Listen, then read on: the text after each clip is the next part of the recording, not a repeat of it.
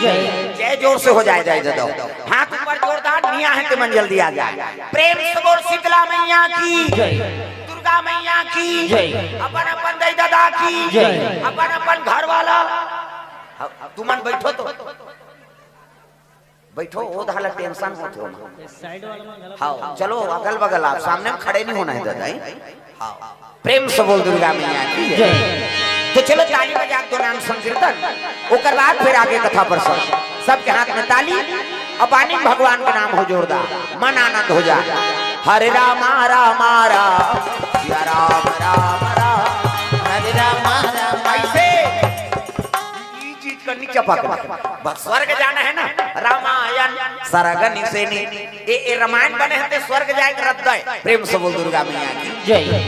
छत में चढ़े पर सीढ़िया बन जाही कैसे नहीं डबल मंजिल बनावे सीढ़िया बन जाही स्वर्ग जाए वो सीढ़िया कहां पावे प्रेम से बोल दुर्गा मैया की जय। तो भगवान साधन बना दे ये रामायण हरे सीढ़िया स्वर्ग जाए तो हाथ ऊपर जोरदार सब लोग ताली बजा के भजन करना है। हरे रामा रामा राम सिया राम राम राम हरे रामा रामा राम सिया राम राम राम हरे रामा ओकर छुट्टी का ओकर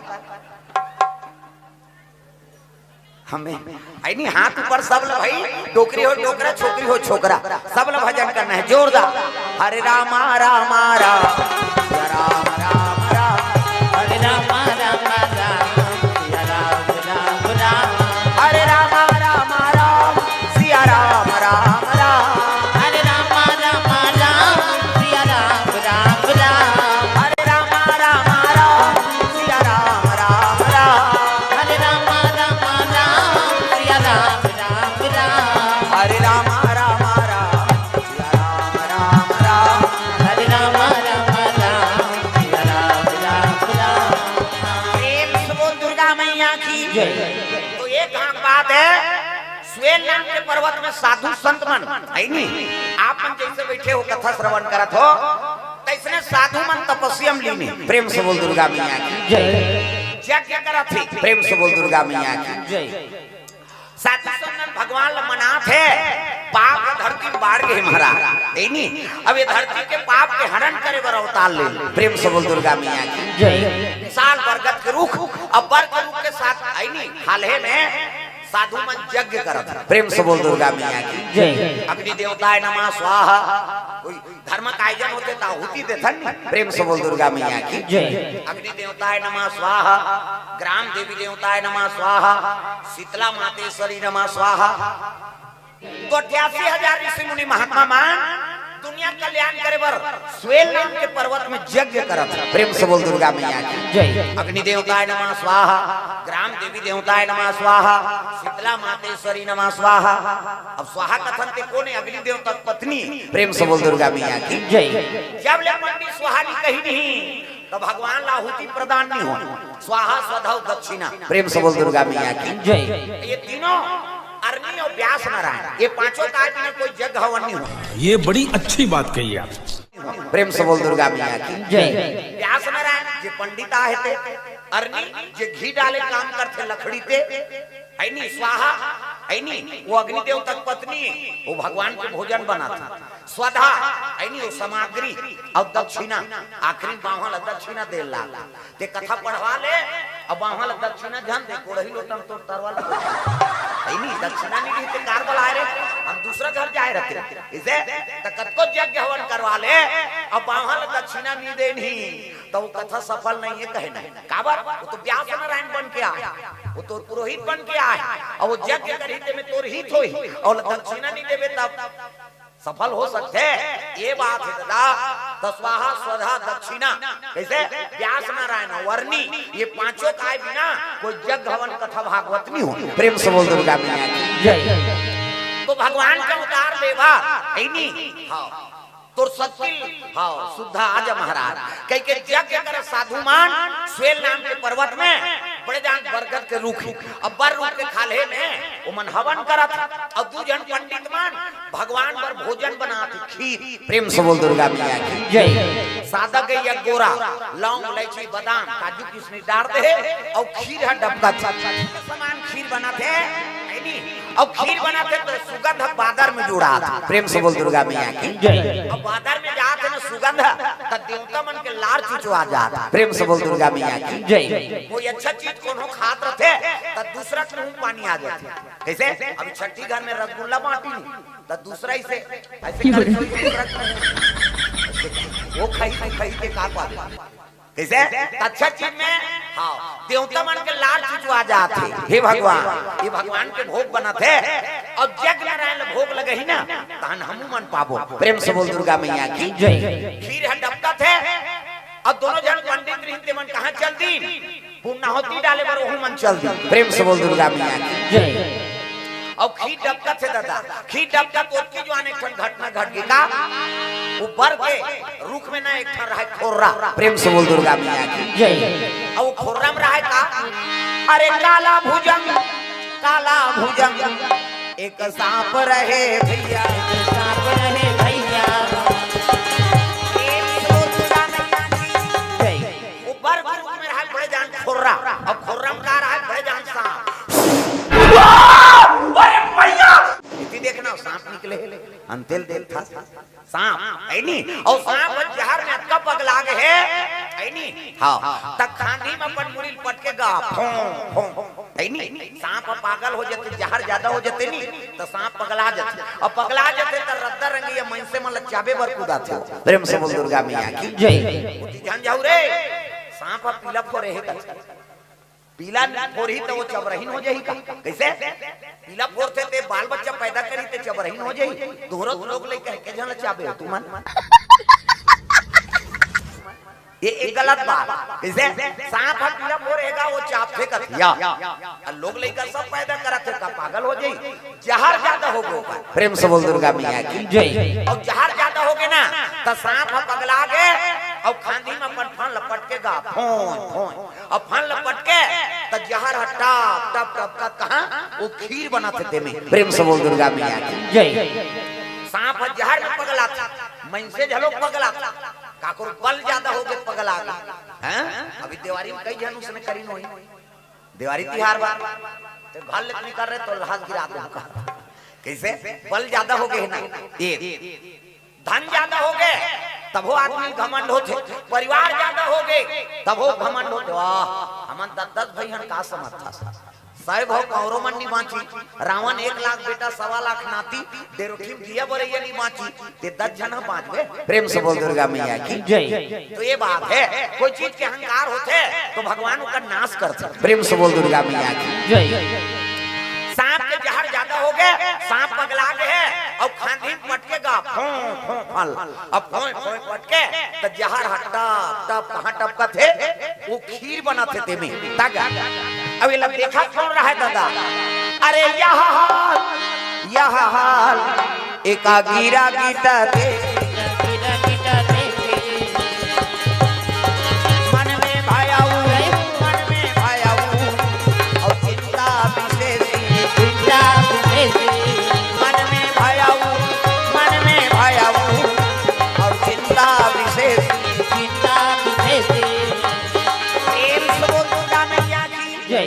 वो गिरगिट देखा रहा है गिरगिट टेटकी। प्रेम से बोल दुर्गा मैया की जय। जंगल में जावे तब टेटकी मिलते हाँ गवई गांव मन में जंगल झाड़ी में रही टेटकी गिरगिट हाँ और बारी मन में रहते टेटका कहते वो रोट रहते किसे और टेटकी छोटे वाला ठीक बात एक अलग फुलोते हुए क्या चाहिए लकड़ी चाहिए पाक में फुलोती उसका दी रेंग दी हो गिरगिट टेटकी। प्रेम से बोल दुर्गा मैया की जय। वो टेटकी देखा रहा थे सोचे लग गया अरे दो कहा सांप कौन जनी अगले जन्म में का कर्म करे ते सांप जो न्यू जन्म धरे हा और महात्मा मन दुनिया कल्याण करे बर जग करत। प्रेम से बोल दुर्गा मैया की जय। ते में जहर लटका दे था अब ये जहर वाला खीर भोग लगही भगवान ला पाप लगे। प्रेम से बोल दुर्गा मैया की जय। अब प्रसाद के सबो साधु कही नहीं एको साधु नहीं बाने हां एको साधु नहीं बाची ये बिना टिकट के अधर चल दी एको डरिहारा नहीं बाचे भगवान कैसे करा कौन जनी अगले जन्म में का कर्म करे ते गिरगिट यो नहीं धरे हैं। अब ये साधु मान जान सुन के नहीं बचे हुनी तो कौन जनी भगवान में अगले जन्म में का जन्म दी। प्रेम से बोल दुर्गा मैया की जय। देख वो गिरगिट सोचा थे हित या नहीं तो पशु पक्षी बजाना और मानुष तन गुण ज्ञान निधाना हित वनित पशु पक्षी झलोक जान थे लेकिन ऐसे तन ऐसे तने हर चीज के ज्ञान है तब हो लोला काकरो सहयोग नहीं करना है वो देखा फलाना हाँ घर के छोकरी छोकरा झगड़ा हो गए और छोकरी मरे जाते कहते जान दे अरुण तो दूसरा नाम लिया प्रेम से बोल दुर्गा मैया की जय लेकिन समझा देता झगड़ा सबो घरे ऐनी हां हाड़ी हाड़ी ठेस पड़ते बाबू समझा देता तो जीवन बसा देता ऐसा बात नहीं है उधर रेल में कटाई जाते कहते जा कटान दे मरन वो करैया है दिल का कर या प्रेम से बोल दुर्गा मैया की जय अब वो टेटकी हो कतकापन विचार रखे मन में कि साधु मन मर जही त दुनिया कल्याण कौन करही ए दो कहा सांप अपन जहां लटका दे थे कह के वो गिरगिट देखा थे सांप होती जो अनफान मारत मारत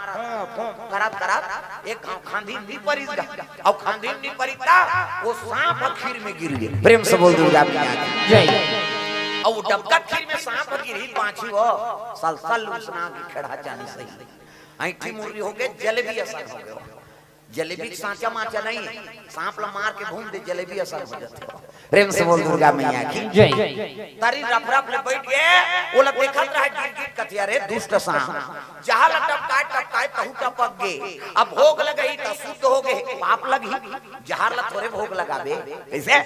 अब प्रसाद कई सबो साधु कही नहीं एको डढ़ियारा नहीं पहुंचे सब मर गए प्रेम से बोल दुर्गा मैया की जय तब कैसे करा तब बड़े महात्मा रहते कथे बाबू जाओ प्रसाद बन के ले आओ कहते हां महाराज सूर्य देवता चाचल जात है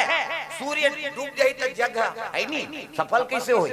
भोग लगा दे वो भगवान जग नारायण और जग समापन कर भो कहते हां गुरुजी दू जन पंडित नहीं और डबकत रहत खील उतार दी उतारी तेल गिरगिट देखदार इस कहते हे भगवान ये लो उतारत लेगी और भोग लगई है नहीं अब भोग लगे और प्रसाद कहीं खही एको साधु नहीं बाँचे तब बचाओ कैसे मर प्रेम से बोल दुर्गा मैया की जय तब गिरगिट कथे अरे मोर प्राण जा सिकर प्राण बांध जाते नहीं हाँ एक जन से मरे सब जन के हाँ उद्धार हो जाते तब मोरे मरना सत्य है दादा मिही मर जथो प्राण ल दे देथो कई गिरगिट हम कर देखत में वो खीर में कूद दिस तब साधु माला बचाए बर तब खीर में वो गिरगिट गिर गए साधु माला बचाए बर तब खीर में वो गिरगिट गिर गए दुर्गा मैया की वो गिरगिट कूद गए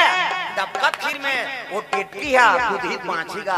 हां फड़फड़ा के प्राण निकल गए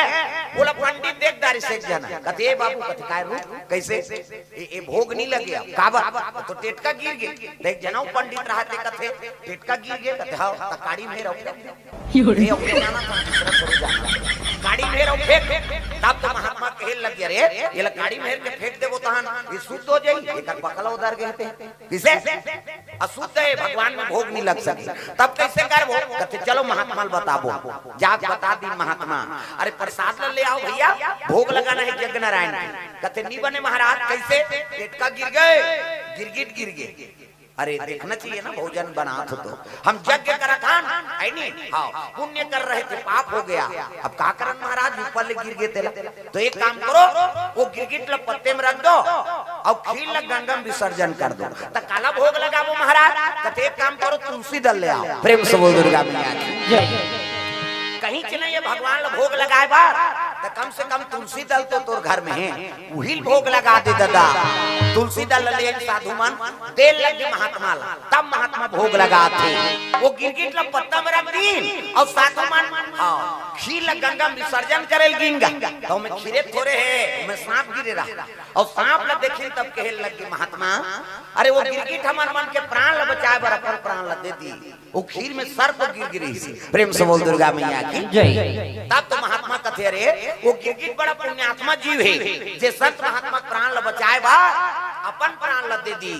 तब तो महात्मा मन कहे लग गया और है साधु ते मन कथे गुरुजी जब अतका महात्मा महान आत्मा है तब गिरगिट योनि कैसे बन गए वो